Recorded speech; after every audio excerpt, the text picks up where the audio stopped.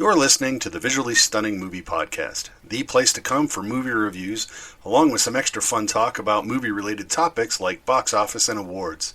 You can find us on iTunes, Apple Podcasts, Google Play, Stitcher, Spotify, and basically any place else you can find podcasts. You can also follow us on Facebook and Twitter for even more content. If you like what we do, feel free to share us with your friends, like and leave feedback wherever you listen to us, and let us know what you think. Now, let's get on with the show. Hey everyone, Mark here. Welcome back to the Visually Stunning Movie Podcast. Thank you for listening. We're coming up on the end of 2021, and it's been a rough year. I know that. We all know that. And I did manage to watch quite a few movies this year, not all of which I've gotten to review. So I wanted to take this opportunity in the last couple days of the year to just really quickly run down a few titles that I would like to thank October Coast PR for letting me screen. These aren't going to be real in-depth reviews, but I want to acknowledge the fact that I watched the films and give you just a real quick hint of what I thought of them all. So with that, let's start with one called Smoke and Mirrors. The story of Tom Savini. Tom Savini, of course, writer, director, actor, stuntman, horror icon. And this is a documentary about how he got started as a kid, how he started making movies, how he was started in effects, how his career progressed. And there's a lot of personal stuff in this as well, which is also great. I knew his work. But I didn't really know that much about him before I watched this. And I have to tell you, I'm really impressed with the work ethic he showed growing up. He found something he really loved to do. And he just went all in until, things happened. He had to go get away from it a little bit, and then he came back to it. But it's his passion. He loves it. He does great work, and I always love to see it now. I'm thankful for this documentary. It makes me more aware as a film viewer.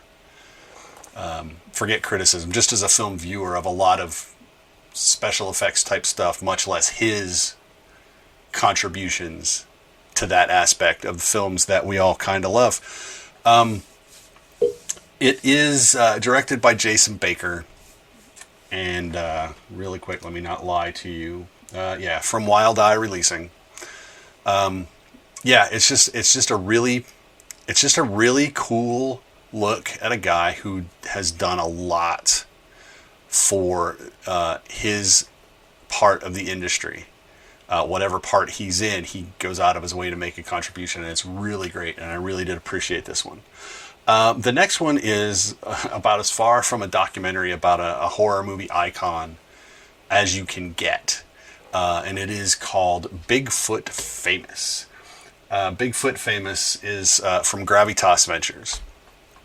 And it is written by Steph Barkley, Chris Kleckner, and Sam Millman, directed by Sam Millman and Peter Voss. Stars Steph Barkley, Chris Kleckner, and Sam Millman. I know, right? It's a family affair. And it is about an influencer, social media influencer, played by Steph Barkley, who used to be really hot.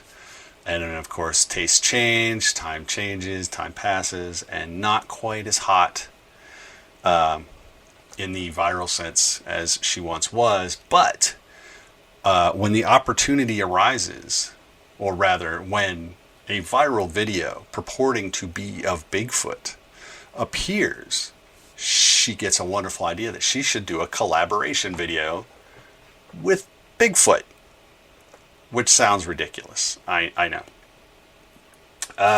So her genius plan is to find a Bigfoot expert and go out and capture or find Bigfoot and share a screen with him, and that will put her back on top. It is very slapsticky.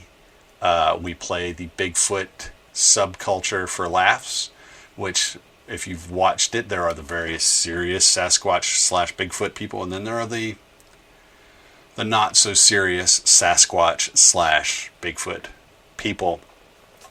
It's a wonderful look at viral fame, and chasing that high of having a viral video, and or many, or being that person, and then when you start becoming not that person, what will you do to try to get that back? So it is. I was much more entertained by this one by the time it was over than I thought I was going to be going in. I thought it was just going to be some inane little COVID film fluff puff piece or something, and it makes a point about social media and viral fame, and it does it in an entertaining way. So thank you for that. So I'm not terribly surprised by that at all. Yeah, it's good. It's good stuff. It's good stuff. Next one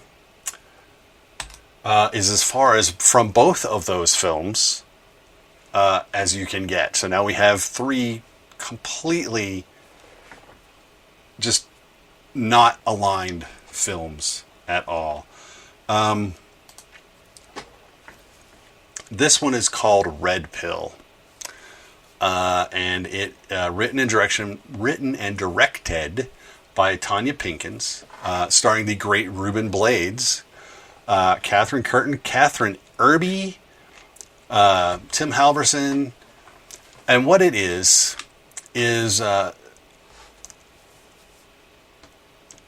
going into 2016's election. And there's some confusion here, by the way, because all of the paperwork, all of the synopsis is going on the eve of the 2020 election. But in this, they mention Hillary Clinton a lot. So it makes it feel like it's a 2016. But regardless, in an election, in the lead up to an election in which Donald Trump is running. How about that? This group of very stereotypical, or at least cinematically or news media stereotypical liberal / Democrat / progressive, however you would like to categorize them, they're driving deep into red country for voter drives to try to make sure there's turnout, and they have rented this Airbnb type place in the midst of that. And so coming in, they see this film becomes this weird Stepford voters wants to be like a political Get Out, the great Jordan Peele vehicle, but it's very hit or miss. All of these people, literally, if I can't decide if this is an actual slam on all of this progressive left stuff by someone who doesn't necessarily agree with all of it, or if it's someone on the left trying to make points about the alt-right, or whatever you want to call the conservatives or the Republicans, by hyper amplifying all of the left-wing virtues and attributes to then contrast that with the ultimate reveal of this other movement. So it is an interesting film to watch, to try to interpret intent. And even if you figure out the intent, the question is, how do you want to interpret what you see? So in the end, this film is it's bordering on a cinematic Rorschach test. You know, how do you see this blob of character? How do you see this blob of character? How do you see these lines of dialogue? Because even these characters amongst themselves often question what each other are saying in a way that it's not really well done. A lot of the dialogue is clunky in and of itself, much less whether you want to ascribe political motivation to it. But the performances are okay. I love Ruben Blades. I love Catherine Irby. So it's not poorly performed, which if it was poorly performed, this film would be a lot less than it winds up being. So it's interesting if you want to subject yourself to a political film with everything that's going on in the film or going on in the world right now, because we all know that right now politics is very often the last thing anyone wants to focus on right now, because it is so, everything is so overblown. Everything is black and white. It is, yin or yang. It is 1 or 0.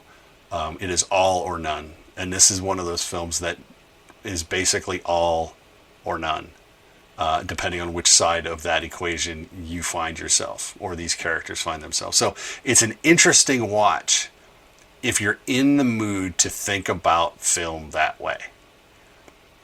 That's what I'm going to tell you there. This is from Midnight Releasing. The 3 films I just talked about, Smoke and Mirrors, Bigfoot Famous, and Red Pill, they're already available. You should be able to stream them or pick them up on DVD somewhere. But yeah, so Red Pill is, of course, a play on The Matrix, Take the Red Pill, which has been appropriated by the right, and now, of course, we have our new Matrix, which, you know what the Red Pill is. Again, it's just a film that's going to make you decide whether or not you actually want to think about politics right now. So there you go. Next up, from 1091 Pictures, is a film called The Scrapper, written and directed by Barry Kang. Stars Craig Mums-Grant, Ava Paloma, Frank Rodriguez. And it is about this guy who was in jail, who now is out, and he's a scrapper. He goes into these old decrepit buildings. He cuts out copper pipes, copper wire, anything that's recyclable to get cash, and whatnot. He's trying to keep his nose clean, but he gets hung up or brought back into the world he was in before, which his sister is still in because she runs the business that their father ran before he died, which accrued a lot of debt to people. And so the film becomes this dance between him trying to pay that debt while he's dealing with Punjabi family mobsters and Mexican cartel people. So he's caught between these two crime syndicates, if you will, and a plan does not quite go as expected. This movie is kind of fun because it's not the criminals are not the stereotypical criminals that we normally get in Hollywood films, which is kind of nice. This isn't Islamic terrorists. It's not inner city gangs. It's just we get the Punjabi family, and yes, we get the drug people, but it's just a different spin on it, and that makes it interesting to watch these characters try to work their way through the situations in which they find themselves and the consequences of the actions they take to try to get themselves out of situations, which, if you watch any movies at all, normally lead to consequences that are worse than where you started. So The Scrapper, again, it's good. It is out. You should be able to find it. It's just another... the setting, the construction is what makes this one interesting. The fact that no one is typical. We get different character groups and villain groups, which that's kind of nice to see that. So check it out, The Scrapper. Next up, we have this is a film that came out right at the beginning of December from Wild Eye Releasing, and it's called Death to Metal. Written and directed by Tim Connery. Stars Alex Stein, Grace Mellon, Andrew Jessup, Trent Johnson. Dan Flannery, Charlie Lynn. And it is about a young priest, very devout, very fire and brimstone, but he's not, this isn't like some Southern Baptist fire and brimstone preacher. This is, Episcopalian Catholic Church, very staid normally, but he gets very into this because he's been religious since he was a kid, but he is very fire and brimstone and bring the pain on Sunday mornings for people. So his boss gets calls from some of the people in the congregation that are like, maybe Father Kilborn needs to dial it back a little bit. So he gets suspended, and he kind of goes off the deep end, mentally and emotionally, and in this weird toxic Avenger kind of way. He is mutated after he gets drunk, wrecks his car, and falls in this lake where people have been dumping toxic chemical waste. And so we get this weird toxic holy Avenger, if you will. And he's fixated on metal music.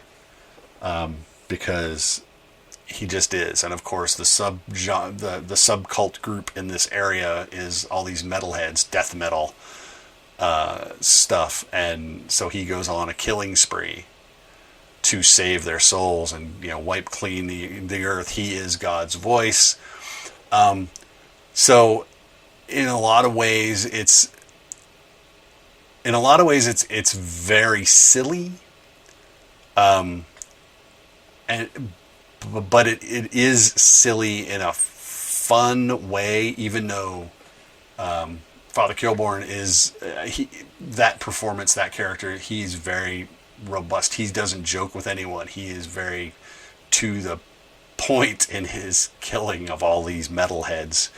And the surrounding metal characters, they're all various shades of earnest to funny, but it all kind of works in this weird, it's just a fun, entertaining little diversion.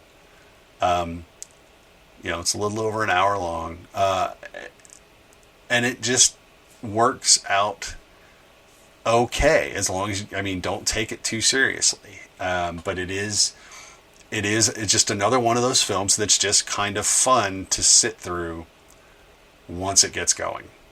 And you see how things are going to play out, and then you just wait for them to play out. So it's just another fun little film designed to kill some time. And it executes that really, really well. So that, again, is Death to Metal from Wild Eye. The next one is Portal Runner, which is from Terror Films. But it weirdly, I wouldn't have called Terror Films on this one. This is about a kid who figures out how to jump between parallel worlds. And we find out how he figures that out as the film goes on. But he's running from someone who is following him and trying to kill him. So he gets stuck in this world where he has a sister that he never met before. She hadn't appeared in any other parallel world that he'd gone through. But he's stuck. But he knows he needs to leave before the person chasing him shows up and causes all kinds of problems. So the film is really, it's him and his sister and his mom and his uncle, because his dad is gone in all of these parallel timelines. And it's really weird. This almost feels like it could be on Disney Family, except there's kind of a couple disturbing makeup, not even disturbing makeup effects. Maybe I'm being too harsh on Disney about what they would and wouldn't allow. But it feels like one of those kind of films, Freeform, the old ABC Family, or whatever. So it's surprisingly heartfelt, with good performances from our brother sister leads, Elise Everly as May, his sister, and Slaine Morgan Siegel is Nolan, the kid that's jumping around. And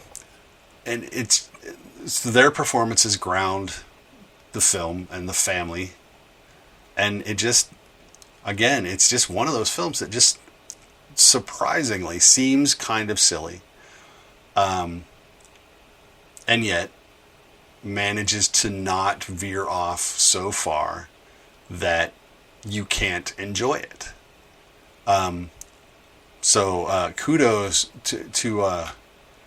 to writer J.D. Henning and director Cornelia Durier for managing a feat that a lot of directors have trouble doing. A lot of filmmakers have trouble doing, and that's keeping, stay in your lane, know what you're doing and do that. And they do that pretty well here in Portal Runner.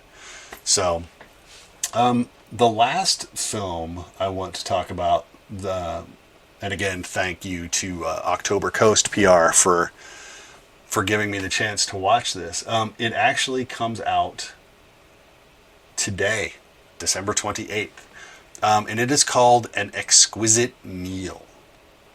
And it is about a dinner party hosted by a couple who have 3 or 4 people over. And the characters that show up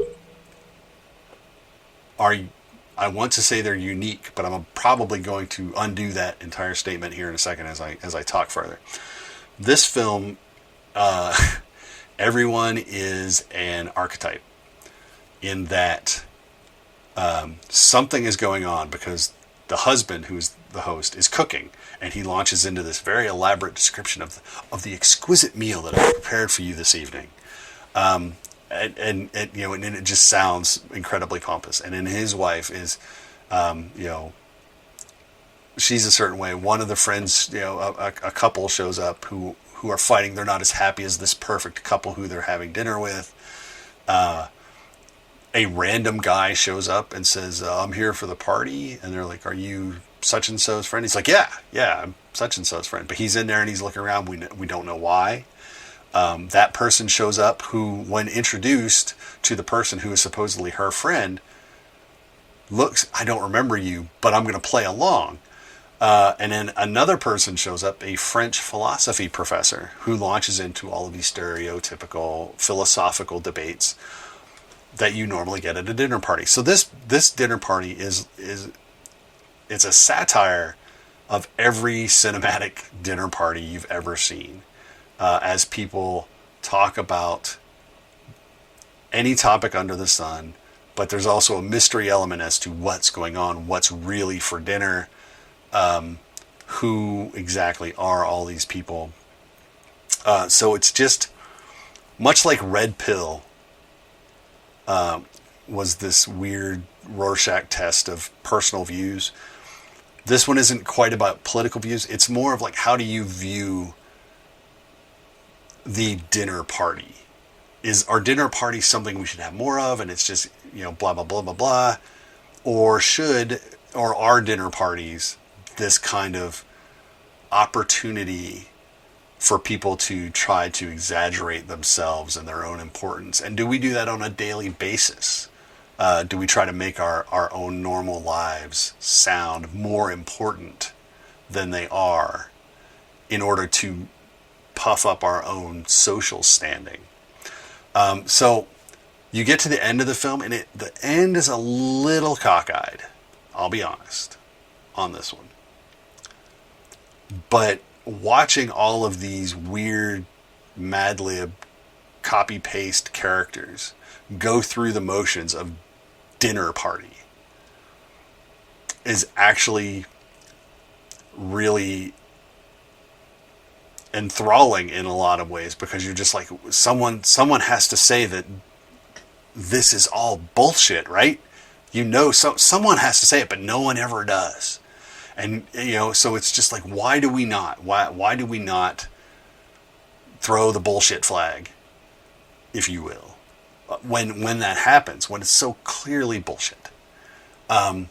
So that's great. Like I said, the end goes a little cockeyed, just right at the very, very end. But overall, again, an exquisite meal it's a pretty good dinner of a film.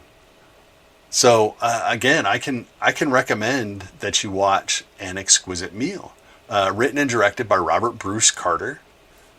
Stars Mike Jimerson, Amrita Dhaliwal, Victoria Nugent. It's just kind of entrancing depending on how you want to look at what a dinner party is supposed to be. So there you go. That is 7 films that October Coast was kind enough to let me watch here over the last couple months that I just couldn't get to before right now. So I would like to thank them once again, and I would like to remind you that they were all recommends, surprisingly. That would be Smoke and Mirrors, Tom Savini story, Bigfoot Famous, Red Pill, The Scrapper, Death to Metal, Portal Runner, and An Exquisite Meal. So I would like to thank everyone for sticking with us through the last 2 terrible years in this little blue ball we're bouncing around on. The Visually Stunning Movie Podcast is growing. We appreciate you coming back. We appreciate you sharing it with your friends, liking us, following us, on all of the various social media outlets, at VS Movie Podcast if you're on Facebook and Twitter. We're very close to having a custom URL on YouTube, which I would not have called, but that's about to happen. So thank you for that. And if you don't subscribe to us over there, go ahead and do that too. That'd be awesome. But we're really looking forward to 2022. We've still got movies coming out. We've still got lives to live. And I hope you are living yours as best you can.